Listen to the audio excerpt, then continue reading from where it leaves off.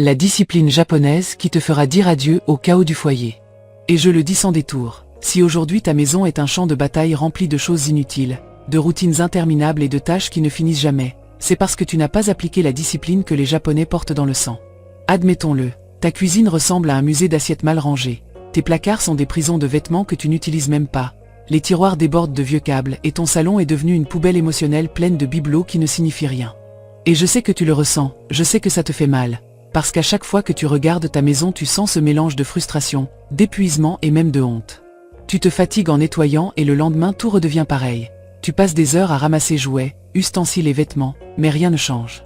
Je te promets une chose, si tu apprends à appliquer la discipline japonaise dans ton quotidien, non seulement tu vas reprendre le contrôle de ta maison, mais tu vas aussi récupérer ton énergie, ton temps et ta paix mentale. Ici on ne parle pas de jolis conseils, on parle de règles qui vont transformer ton foyer de l'intérieur. Aujourd'hui je vais te montrer 7 exemples concrets de comment les Japonais maintiennent leur ordre, comment ils évitent d'accumuler, comment ils respectent leur routine et comment ils transforment le nettoyage en un acte de vie et non en une punition. Et quand tu auras terminé cette vidéo, tu verras ta maison avec d'autres yeux et tu ne voudras plus jamais retourner au chaos. Le premier exemple de discipline japonaise est le fameux principe de ne pas accumuler ce dont on n'a pas besoin. Ça paraît évident, mais c'est brutalement efficace. Au Japon tu ne verras pas de maison remplie de choses qui n'ont pas de sens, parce que là-bas on comprend que chaque objet qui entre dans ta maison réclame un espace physique et mental. Ils ne gardent pas de vêtements qui ne leur vont plus avec l'excuse de peut-être un jour, ils ne collectionnent pas les sacs plastiques jusqu'à l'infini, et ils ne permettent pas que la cuisine se remplisse de tasses offertes qui ne sont jamais utilisées. Cette discipline consiste à prendre des décisions sans sentimentalisme. Ça s'utilise, ça reste. Ça ne s'utilise pas, ça part. Et cette règle simple évite le chaos à la racine. Dans ton cas, combien d'heures de ta vie perds-tu à déplacer des choses que tu n'aurais jamais dû avoir ? Des vêtements que tu ne mets pas, des ustensiles en double, de vieux papiers, des décorations sans valeur. Cette accumulation te vole du temps parce que tu dois la nettoyer. Elle te vole de l'énergie parce qu'elle pèse dans ton esprit. Et elle te vole de l'espace parce qu'elle envahit ta maison. Les Japonais ne permettent pas que cela arrive. Leur discipline est de couper à la racine l'attachement inutile. Le deuxième exemple de discipline est la place pour chaque chose. Au Japon, il n'existe pas le concept de « je le laisse ici en attendant ».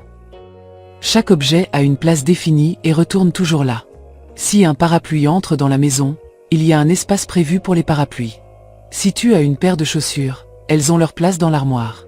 Si tu ranges des documents, il y a un dossier qui les protège. Cette règle paraît rigide, mais en réalité elle libère. Combien de temps perds-tu à chercher les clés, la télécommande, le chargeur de téléphone? Les Japonais ne perdent pas de temps avec ça parce que leur discipline établit que rien ne reste à la dérive. Et voilà ce qui est puissant, quand chaque chose a sa place, toute ta maison s'ordonne toute seule. Le désordre arrive quand les objets flottent sans destination. Dans ta cuisine, si les couteaux, cuillères et casseroles ont des emplacements clairs et respectés, il n'y aura jamais de chaos. Dans ton placard, si chaque vêtement a sa place, tu n'auras jamais de montagne de vêtements. Et cette discipline est une question d'habitude, pas de chance. Le troisième exemple de discipline est le respect des petites routines. Au Japon, personne n'attend le grand jour de nettoyage pour tout mettre en ordre. Là-bas, on nettoie un peu chaque jour, on range sur le moment, on lave ce qui s'est sali immédiatement. La discipline consiste à ne pas laisser la saleté croître, à attaquer le problème quand il est encore petit. Quand ils cuisinent, ils nettoient en préparant, pas après un banquet d'assiettes sales. Quand ils utilisent la salle de bain, ils passent un chiffon pour éviter que le tartre ou la poussière s'accumule. Ce respect pour les petites routines évite le monstre du désordre. Et tu le sais, quand tu ajournes, quand tu laisses s'accumuler les assiettes, les vêtements ou la poussière, le problème se multiplie. Ils ne permettent pas que cela arrive parce que leur discipline leur dit que chaque petite action fait partie du tout. Et le mieux, c'est que cette mentalité ne les épuise pas, au contraire, elle les maintient légers. Toi aussi tu peux faire pareil. N'attends pas le samedi pour nettoyer toute la maison, nettoie un peu chaque jour et tu verras comme ta vie change. Le quatrième exemple de discipline japonaise est le minimalisme fonctionnel. Ici, il ne s'agit pas de vivre dans une maison vide ou froide, mais de prioriser ce qui est réellement utilisé. Les Japonais comprennent que moins c'est plus. Ils ne décorent pas à l'excès, ils ne remplissent pas chaque coin de bibelots qui ne font qu'accumuler de la poussière. Ils préfèrent des espaces dégagés, avec peu d'objets qui ont réellement du sens. Et cette discipline n'est pas seulement esthétique, elle est pratique. Moins de choses, moins de nettoyage, moins de désordre. À quoi te sert d'avoir 10 poêles si tu n'en utilises que 2? Quel sens d'avoir 5 jeux de draps si tu n'en fais tourner que 3? Pourquoi ton salon est-il rempli de décorations que tu n'aimes même pas? Cette forme de discipline t'oblige à faire une sélection intelligente et consciente. Ce qui n'apporte rien, gêne. Et quand tu élimines l'inutile, ta maison respire, et toi tu respires avec elle. Le 5e exemple est le nettoyage comme un acte collectif et non individuel. Au Japon, dès petits, les enfants nettoient leur salle de classe, balaient, passent la serpillière et rangent. Dans les maisons, il se passe la même chose. Chaque membre du foyer participe, ce n'est pas la tâche d'une seule personne. Cette discipline collective génère du respect pour les espaces et conscience de l'effort que cela implique de les maintenir. Si tout le monde collabore, personne ne se sent exploité, et l'ordre se maintient sans ressentiment. Dans ta maison, probablement tu sens que tout repose sur toi, que tu es la seule qui ramasse, lave, organise et nettoie. Et bien sûr, tu finis épuisé et de mauvaise humeur. La discipline japonaise propose autre chose, répartir les responsabilités et enseigner que le foyer appartient à tous. Chacun prend soin de ce qui lui appartient et collabore dans ce qui est commun. Cette mentalité change la dynamique familiale et transforme le nettoyage en un effort partagé. Le 6e exemple est la prévention avant la correction. La prévention avant la correction est peut-être la discipline la plus silencieuse mais aussi la plus puissante, parce qu'elle ne se remarque pas immédiatement, mais elle empêche le désordre de naître. Les Japonais comprennent que la majorité des problèmes dans la maison n'apparaissent pas d'un coup, mais se construisent petit à petit. Une assiette non lavée devient une tour, un vêtement non plié finit par être une montagne, un achat impulsif se termine par un tiroir rempli de choses inutiles. Et leur stratégie est simple, couper le cycle à la racine. Il est beaucoup plus facile de nettoyer quelques secondes immédiatement que d'affronter des heures de travail accumulées après. Quand tu appliques cette discipline dans ta vie quotidienne, tu te rends compte que la prévention ne t'économise pas seulement du temps, elle t'économise aussi de l'énergie mentale. Chaque fois que tu dis « je le fais maintenant », tu évites que ton esprit porte cette tâche en suspens. Chaque fois que tu décides de ne pas ramener à la maison quelque chose d'inutile, tu évites le désordre de demain. Il s'agit de petits choix répétés encore et encore, et même si au début ils paraissent insignifiants, avec le temps ils deviennent la différence entre vivre dans le calme ou vivre dans le chaos. Prévenir, c'est entraîner ton moi du futur pour qu'il ait une vie plus légère. C'est penser, si je nettoie mes chaussures en entrant, demain je n'aurai pas à frotter tout le sol. C'est décider, si je range les coussins en quittant le salon, ce soir je me reposerai dans un espace en paix. C'est engagé, si je n'achète pas cette promotion inutile, je n'aurai jamais à lui trouver de place ni à regretter de l'avoir gardée. Et ce type de discipline ne se sent pas comme un fardeau, mais comme un cadeau, parce que chaque acte de prévention est un obstacle de moins à affronter demain. Le 7e exemple de discipline japonaise est la connexion entre nettoyage et paix intérieure. Quand je dis que le nettoyage et la paix intérieure sont connectés, je ne parle pas d'une jolie phrase pour te motiver. Je parle d'une expérience que tu peux sentir dans ton corps minute après minute. Dans la discipline japonaise, nettoyer est une façon de revenir au centre. Ce n'est pas une punition, ce n'est pas une pénitence, ce n'est pas « c'est mon tour parce que personne d'autre ne le fait ». C'est un rituel de clarté. Imagine un instant ce qui se passe quand tu commences à ranger une table saturée.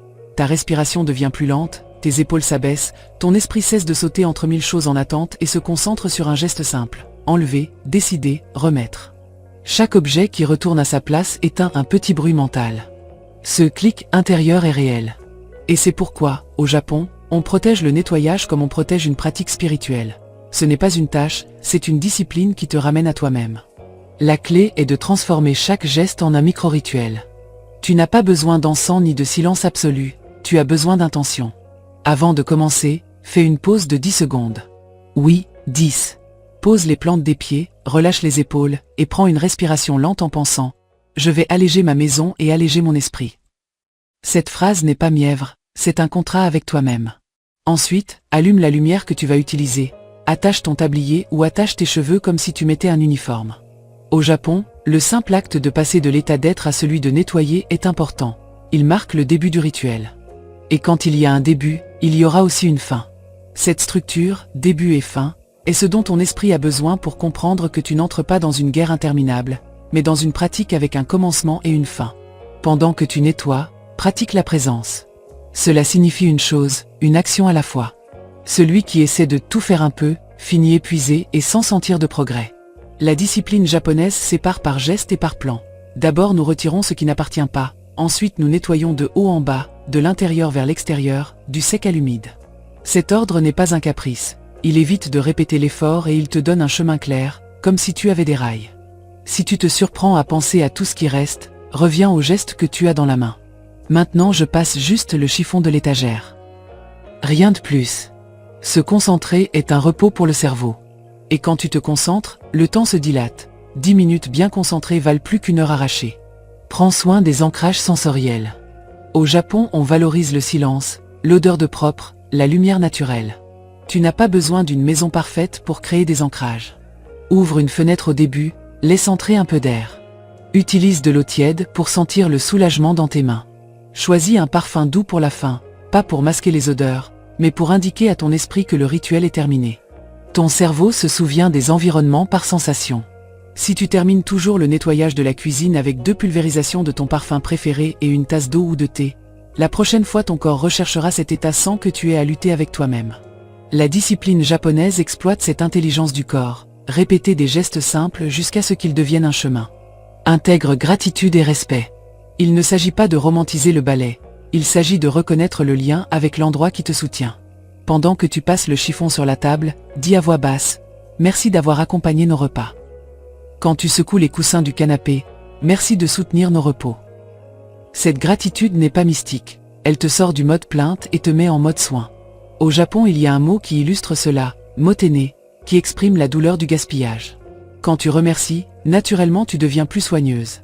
Tu utilises ce que tu as, tu maintiens l'utile, tu laisses partir ce qui gêne. Et cette cohérence est paix. Ordonne les limites avant les objets. Le chaos épuise parce qu'il efface les limites. La table et bureau, salle à manger, atelier de bricolage, parking de sacs, la chambre et dressing, dépôt, salle de jeu. La discipline japonaise protège la fonction de chaque espace, pas par rigidité, mais parce que l'esprit se repose quand il sait ce qui se passe ici et ce qui ne se passe pas ici. Si tu décides que la table est laissée libre chaque nuit et que le sol de la chambre reste dégagé d'un coin à l'autre, tu viens de tracer des limites qui t'épargneront 1000 décisions demain. Et décider moins, c'est se reposer plus. Chaque limite est une promesse de sérénité future. Travaille avec des cycles courts et une clôture visible. Au Japon, il est typique de faire le reset de fin de journée, 10 ou 15 minutes pour remettre la maison à neutre. Ce n'est pas un marathon, c'est un geste de clôture, comme se laver le visage avant de dormir. Choisis 3 zones à impact visuel, le plan de travail de la cuisine, la table principale, le sol du salon et mets-les à 0. Juste celle-là. Si tu as du temps en plus, tant mieux, sinon, tu as fait l'essentiel. Le lendemain, tu commenceras avec une victoire. Et la victoire de la vue est puissante. Ce que tu vois en ordre te propose un ordre mental, et ce que tu vois chaotique t'invite à l'abandon. C'est pourquoi les Japonais protègent le jankan, l'entrée, parce que le moment d'entrer dans la maison marque le climat de toute la soirée. Chaussures rangées, sacs accrochés, clés à leur place. Ce petit ordre en conversant avec la porte d'entrée est un message. Ici à l'intérieur il y a du calme. Et ce sont les 7 exemples, mais avant. Réfléchis calmement et sans peur d'être honnête avec toi-même. Combien de fois le désordre t'a-t-il arraché un soupir de fatigue, une colère avec tes enfants, une dispute avec ton partenaire ou même un sentiment d'échec avec toi-même? Le désordre n'est pas seulement de la poussière et des choses traînées, c'est une chaîne invisible qui t'enlève de l'énergie chaque jour. C'est entrer dans la cuisine et sentir que tu ne sais pas par où commencer.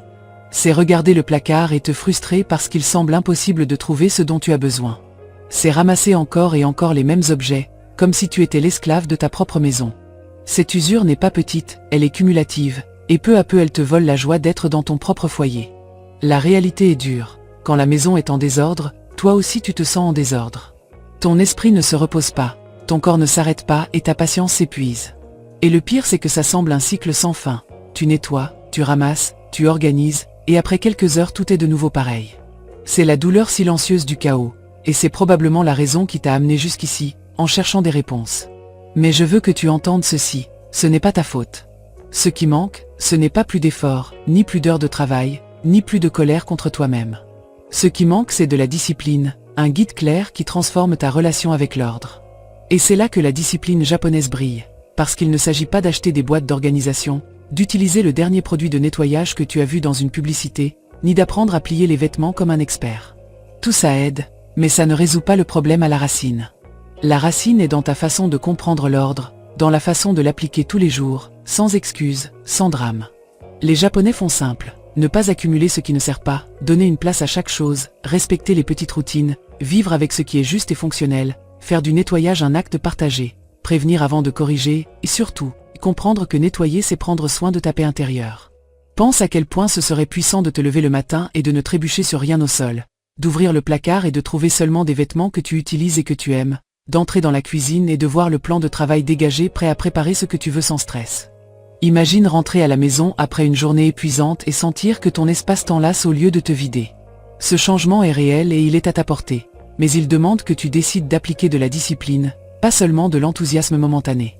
Ta maison peut être ton pire champ de bataille ou ton meilleur refuge. La différence est dans tes habitudes, dans tes choix quotidiens. Et le plus beau, c'est que tu n'as pas besoin de tout faire d'un coup. Il suffit de commencer par une de ces disciplines, de la maintenir, et de laisser peu à peu qu'elle devienne partie de ta vie. Parce que quand ton foyer s'ordonne, toi aussi tu t'ordonnes. Et quand toi tu t'ordonnes, la vie entière coule avec plus de légèreté. Tu n'as plus besoin d'éteindre des incendies tous les jours, en sentant que tu es toujours derrière le désordre. Tu n'as plus besoin d'accepter que ta maison soit un lieu qui te vole de l'énergie au lieu de te la rendre. Tu mérites de vivre dans un espace qui te donne de la paix, qui t'inspire, qui te rappelle que tu n'es pas esclave du chaos. Tu mérites de profiter de ton foyer. Et tu y arriveras si tu choisis la discipline comme ton allié. Avant de terminer, je veux que tu te rappelles une chose. La discipline n'est pas une prison, c'est un outil de liberté. Plus tu l'appliques, plus ta vie devient légère. Et si aujourd'hui même tu décides de commencer, même avec un petit changement, tu seras plus proche de cette maison ordonnée que tu désires. Alors dis-moi, quelle discipline japonaise vas-tu appliquer d'abord dans ton foyer? Laisse-le moi dans les commentaires, parce que je veux te lire. Et si cette vidéo t'a ouvert les yeux et t'a donné envie de changer, abonne-toi, active la cloche, partage ce message avec quelqu'un qui a aussi besoin de dire adieu au chaos. Et prépare-toi, parce que ce qui arrive sur cette chaîne t'aidera à transformer non seulement ta maison, mais ta vie.